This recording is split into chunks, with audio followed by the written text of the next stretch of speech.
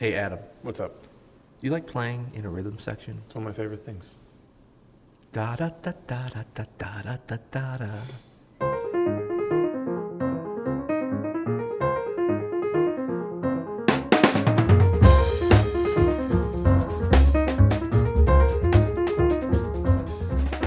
I'm Adam Maness, And I'm Peter Martin. and you're listening to the You'll Hear It podcast, Daily jazz advice coming at you. brought to you by Open Studio. Peter, what do we have today? Well, we have 4 false starts on this episode, which is very rare for us. It's not very rare.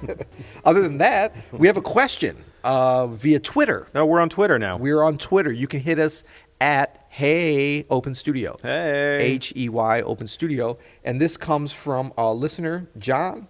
He says, I'd be interested in hearing you discuss blending as a rhythm section, specifically how piano, guitar, bass, and drums use their tone to create an acoustic mix without sound reinforcement.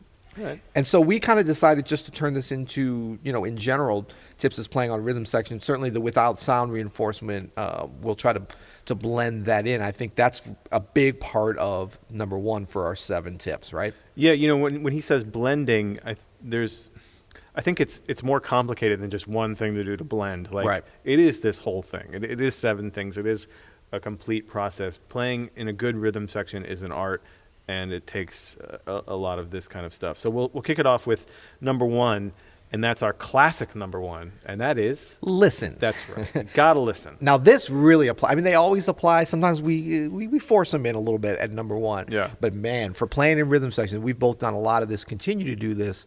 I mean, if you're going to ignore 2 through 7, just take this and turn off your radio right now. It's the most important part.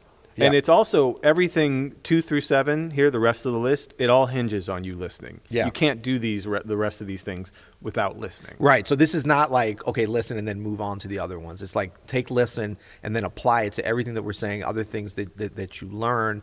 And I mean, the great thing about this in terms of listening is like there's a number of ways we apply it.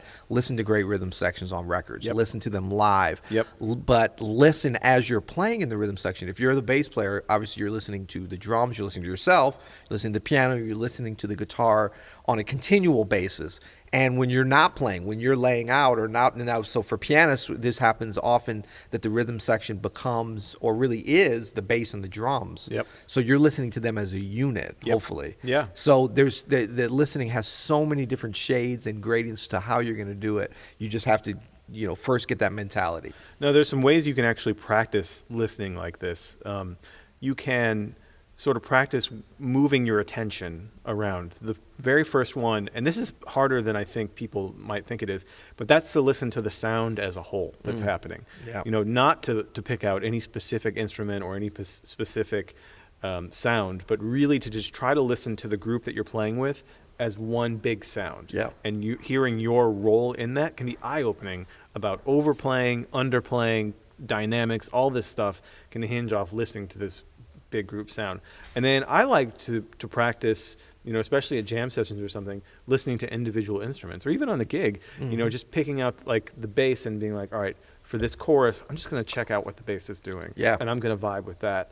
And I'm going to, my playing is going to be a reaction to the bass or to the drums, or sometimes just the snare drum, or sometimes just the ride cymbal. Yeah. Or sometimes, like you said, the bass and the drums together, like practice focusing your attention in these different spots so that when you're on the gig and something interesting is happening, you can go to there. Yeah. Well, I love the order you did it in, that the first is listening to the collective sound of the rhythm section, because I think, if you think about it in that way and listen in that way, then when you go to listening to just the bass and really focusing in for a particular reason, you still got kind of in the subconscious or in the background that collective sound, because we have to, your attention, we never know what's going to happen, so it may need to then go to the drums or to the collective or to yourself.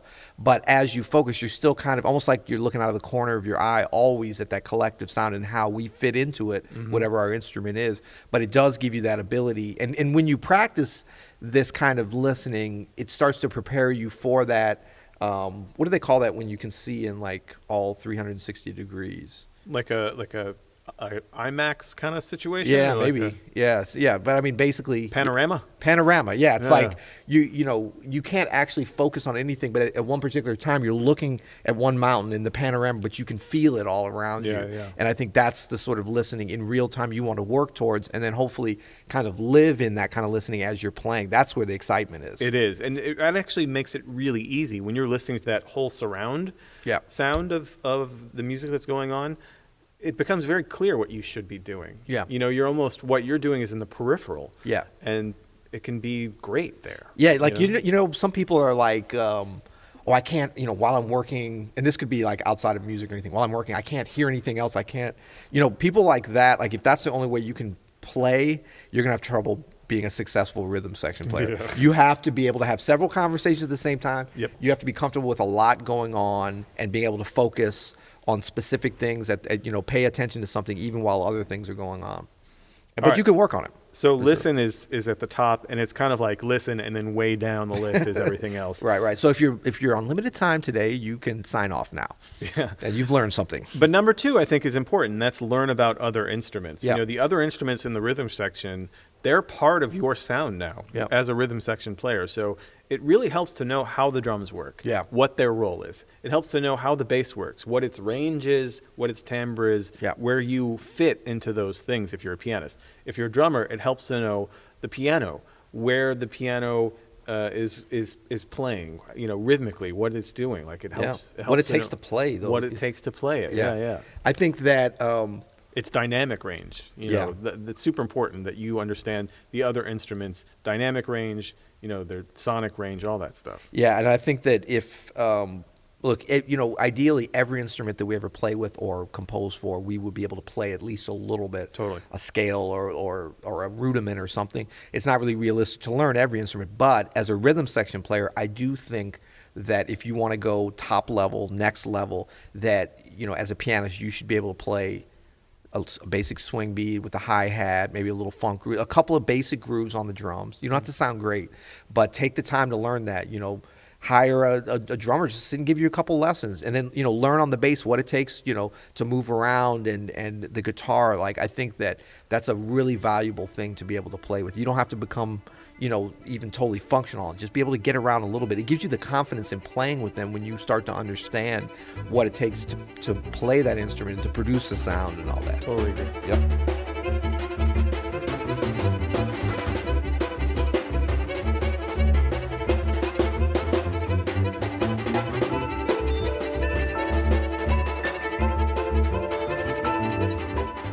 Yo, Pete. What's up? Hey, we're always talking about Open Studio here on the You'll Hear It podcast, but some folks might not know what that is. You want to fill them in?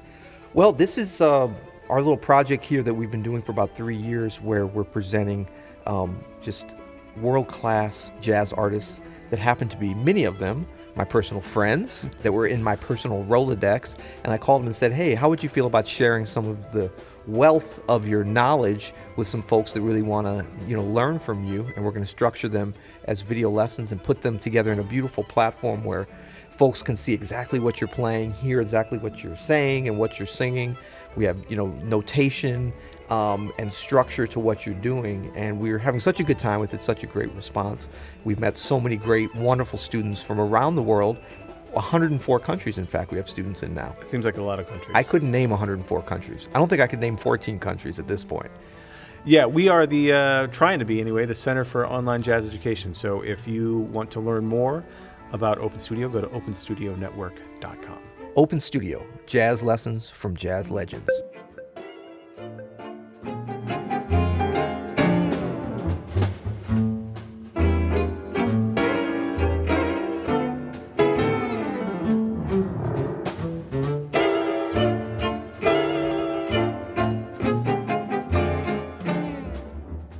All right, number 3. Dynamics. Oh, this is very, very important. Ooh, dynamics. Ooh, dynamics. Do we have to? No, but the fact is that if you're listening, as we said, to the whole, Yeah. in general, for all these instruments, you probably don't have to play as loud as you think you might unless it's really called for. Know where you sit in this sound. I think about this as a piano all the time. You hear pianists that just like bang away on these chords when it's not necessary. Sometimes it's like totally Yeah. appropriate. But oftentimes, like, you can really hang back, and it actually, again, it makes everything a little bit easier for you. Yeah. If you know that, like, most of it is covered in the audience's imagination. Yeah. You know what I mean? Like, Yep. you don't have to play the thickest chords as loud as you can the whole time. Right. Like, chill out. Yep. You know? Yeah, and then I mean, as you understand, you start to really appreciate the function of your instrument within the rhythm section, and you realize when important things do happen where you're all playing together, the dynamics are going to be amplified by multiple people playing them together anyway. Totally. So Yeah. you know, we're used to, as pianists, being the whole rhythm section when we play solo piano or duo or something, and then you do need to be a little maybe more aggressive with how you delineate the dynamics. But when you're part of the rhythm section, it's a collective thing, and I think we do want to exaggerate dynamics for the listener, because sometimes you can get stuck kind of in that mezzo forte range too much if you're not careful. But knowing that as part of the rhythm section, I mean, the main thing is just to play with dynamics, because there is going to be times when you need to play loud, there's going to be times when you need to play soft, there's going to be times when you need to be in the middle somewhere, and so you're almost like you're going to want to exaggerate that those loud places because the music calls for it, but not just constantly. Here's a tip that took me a little bit too long to learn, but I remember listening to a Charles Lloyd record with Keith Jarrett,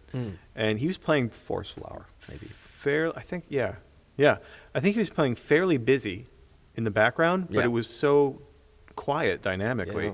that it totally worked. And I was like the busier I get as an accompanist or as a part of a group, Yeah. the quieter I'm going to do it. Oscar Peterson does this great too, like Oh, on the yeah. Louis and Ella stuff. Oh, yeah. I mean, he's basically soloing I behind know. the whole thing, I know, like, but how he did he does get it away with so it? quietly and in Yeah. such a dynamic way that it's not super annoying. In Yeah. fact, it's really interesting to your ear.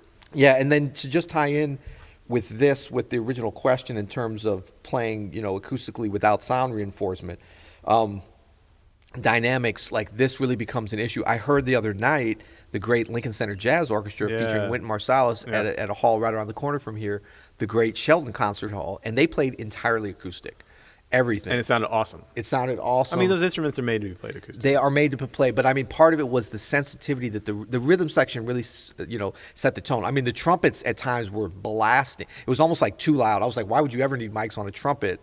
But then they were able to play soft and stuff too. But the rhythm section always set the tone, and the drummer, who was a young drummer that I don't know well, who I think was actually just subbing this tour, did such a great job of like controlling the dynamics and really thinking about the whole. You're talking about going beyond just the rhythm section, but within the rhythm section, they controlled it. The Carlos Enriquez, the bassist, was doing a really good job of. I mean, look, the bass has the potential to totally get lost in a big band. The piano too. Yep. So, but you could always feel it. He played loud when he needed to, but he wasn't just like pulling hard and like playing random crap the whole time just to be heard. And what ended up happening, they pulled the rest of the band into their range of dynamics. And then when you needed to hit it, they hit it. When it needed to come down, it came down. It makes the whole experience better. Yeah. It just does. And it's just like, tempos and grooves and all that we think about the rhythm section being in control of dynamics. We should be thinking about, for some reason, we don't think about that as much, and we should be. Very, very important. Yeah. Especially for drummers, I think. Yep. Number 4 is space. To use space as a rhythm section. Yes. Again, if the bass player's walking on all 4 beats and the drummer is playing on all 4 beats, Yeah. the drummer's left hand and the piano player, you don't have to do as much as you think you do all the time. It's not a constant cat battle It's between not them? a constant thing. You can let the groove happen. Right. And in fact, that can be some of the most powerful music. Yes. I'm thinking about Miles's, like Plug Nickel era Oh, stuff, yeah. where it's just like Tony and Ron are going, and Yep. there's not much happening, and it just feels amazing. What a mature thing to do when you're in a rhythm section, when things are feeling so good, to just not play. I Totally. mean, that's such a hard thing to do because you want to jump in there and be part of it. But that goes back to listen. Is like, is it needed what you're going to play? Because if not, don't play it. Yep. And I mean, I know we're talking a lot from pianist standpoint, and that's usually, and guitarists, that would usually come to us. But for drummers and bass players at times too. I mean, there's a time when the bass can like lay out, and I mean, now that doesn't happen that often, but I mean, if that's what's called for, are you willing to commit as a rhythm section player to not play when it's not needed, even if it feels good? As a drummer, are you able to commit to just playing time? Yep. And not over-comping? Yep. The same thing as a piano player. I think in the context of an hour-long set, an hour and 15 minute long set, these things can become very important to the arc of your performance. Yeah. You give it all away on the first tune, or through the whole thing, everybody's just playing. Yep. It doesn't mean anything. No. All right. Okay, number 5. I love this because I think you wrote this one, and you said know your role. Yeah, that's right. And it's great because I like the way you spelled it, ROLL. So that kind of implies no, but this is good. We can take it 2 ways. Know your role as in ROLE, as far as you're the pianist, you're the guitarist, you're the drummer. And then, we don't have to go up into all these things again, but like the drums, being able to control the dynamics just because of the range and those kind of things. I ain't too good with the spelling. No, but I like know your role too. Like, how do you roll when you play as a rhythm section collectively? We can think about it as that as well. Because there is the role of the individuals, but more importantly is the role, how the rhythm section rolls. That's right. And listen, again, goes back to listen. To know your role in the rhythm section, listen to a bunch of recordings. You're going to get it. You're going to get what your role is. And it's shifting all the time within the same tune, within the same night, so that's good. Number 6 is to play as one. The goal of playing in a rhythm section is to be a cohesive unit where you're playing the tune together. That you're not just out there doing your own thing and being like, screw these other people, I'm just going to do it. Yeah. You know what I mean? No. You're one piece. And I think it's a challenge. We have so many great examples. It can seem like a challenge because if you look at, say, the big band, we're talking about big band.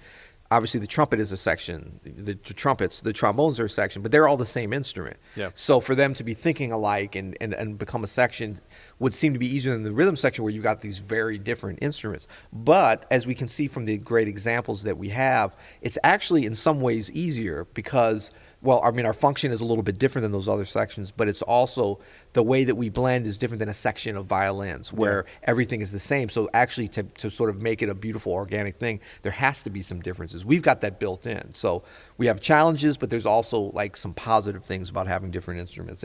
But the goal is to become as one. So number 7, and this kind of goes back to John's question on Twitter, which is, by the way, at Hey Open Studio. Hey. Question. And that is if you really want to blend, you're going to have to do some playing. You have to get to know the other people. There has to be trust, and I recommend rehearsing. Yes. To work on the blend and talk about it if you want to. Some people don't like to talk about this kind of stuff. No, but if it's needed, you got to do it. If it's needed, you can talk about your roles and maybe make suggestions of maybe we should try to sound like this rhythm section or from this record. Let's emulate that. And everybody seems so afraid to say anything. Feedback for each other. And I think, for me, the higher the level of players I go to, the more willing. It's amazing. You'd think they'd be less willing to receive feedback, but the more willing they are. But everyone's afraid to do that because they're like, well, I'm not, they're too good or whatever. And no, because we give each other feedback, not because we're trying to teach somebody or we're saying we're better, because we care about the music. We care about the rhythm section. Even if we get into an argument about, no, I think you're wrong, whatever, that's fine. You care at least. It's not like, I'm just not going to say anything and let something keep going along. That's actually selfish towards the music. We're all trying to serve the music, and a rhythm section is a special thing that has to support. If you're not supporting other people, you're a piano trio kind of. Still a rhythm section, but it's a different thing. When you're talking about being the foundation of the group and everything, you have to care, and that means giving feedback. It means rehearsing. It means committing to that collective one. It's awesome. Yeah. So thanks, John. Kumbaya, my lord, kumbaya. Okay. We are one. Thank you, John, for the question. You can shout us out at Hey Open Studio on Twitter if you want to ask us a question. You could also go to you'llhearit.com and post your question there, either as a voicemail or as a written question. Pick up your T-shirt there, your You'll Hear It T-shirt. Anything else, Pete? No. This evening I'm going to Kenya, Africa. I don't know if you knew about that. Oh, Kenya. Yeah. I've never been to Kenya. Have you? I've never been. Man, I'm jealous. Super excited, man. But you know what? I'll tell you what. Continent of Africa in general, it's a magical place. It is. Yeah. Well, until tomorrow, You'll hear it.